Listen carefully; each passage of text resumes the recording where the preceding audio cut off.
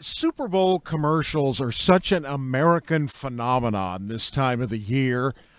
Why is it that we so look forward to not only the game, Professor, but the commercials during the game as well?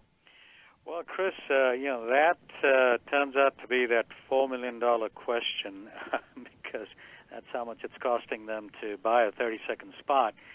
But the reason why it is such an American and almost a global phenomenon now is because from the point of view of the advertisers, I mean, we all know it's the biggest game of the year, but from the point of view of the advertisers, it's really the bigger game within the big game, and that's the game for the Super Bowl commercials and vying for the top 10 among the 50 spots that are aired. And the main reason, Chris, is that over the last, especially since 1984, I would say, from that Super Bowl onwards, the advertising during the Super Bowl has taken on a completely different look. It has become the ultimate showcase for the advertisers, and it's become this ta-da moment, if you will, where the advertisers unveil their biggest and best commercials of the year, which then continue on for possibly 6 months, a year. Some of them, if they're good, they continue on for 2 years. Those campaigns run. But it's this big unveiling moment. So they're all vying with each other to be the most creative, the most engaging, the most, the one that happens to, that tries to make you laugh the most. So in all kinds of ways, it becomes the flexing of the creative muscles of Madison Avenue. And that's what makes it such a huge sensation that everyone's looking to.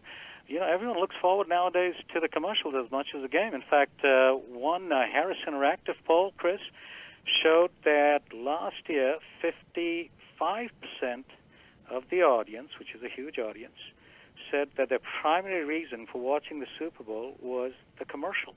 Think about that, rather than the game. Wow. Isn't that amazing? The way we're headed towards, it's becoming more and more skewed towards where people are actually sitting and watching the game, and it's during the game that they're making their beer runs and their restroom runs and going to grab the Doritos. So if it's 3rd and 6, no problem. Let's go get the chips and the beer because we want to be here on the couch when the commercials run. That's such a polar opposite of what happens throughout the rest of the year and in all the programs, where commercials are the ones that are shunned and there's a pushback and people are using their TiVos and DVRs to avoid commercials. This is the only event in the year where everything flips around and we're almost in an alternate universe where everyone actually wants to watch the commercials rather than avoid it. So you can imagine why everyone's, these companies are willing to ante up these big bucks for those spots. And in recent years, we have seen a new dimension to the Super Bowl advertising, Professor. There was a time you would tune into the game to see these commercials for the very first time. But now it's almost like, we're not seeing them for the first time because in some way they've been leaked or previewed. Why is that? That's exactly right. Over the last, I would say, since I've been tracking this, I'd say especially the last 3 or 4 years, this is trending. This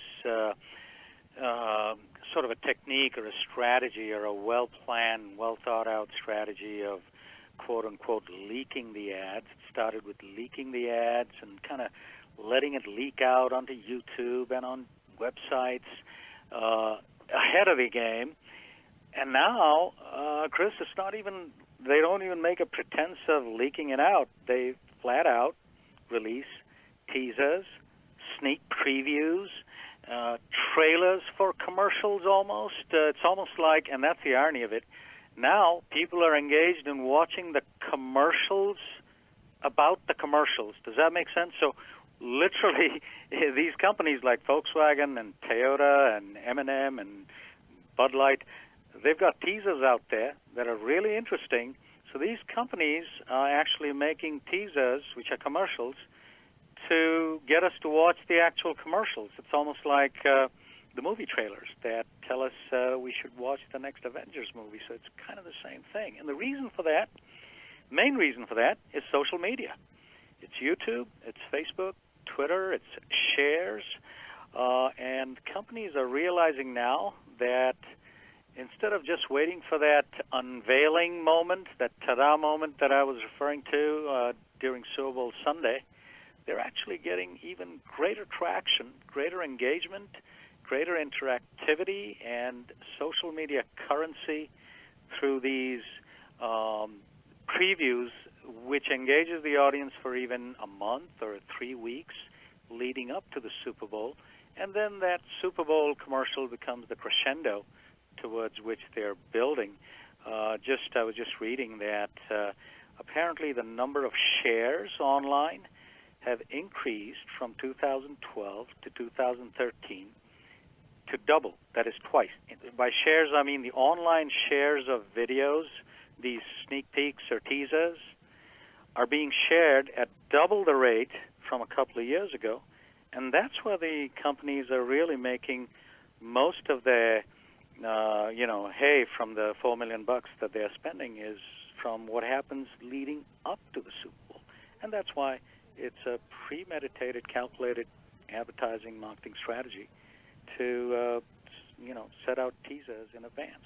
And even at $4 million plus for a 30-second spot, the way you're talking about the way these ads are packaged, doesn't that, it's really a bargain, isn't it?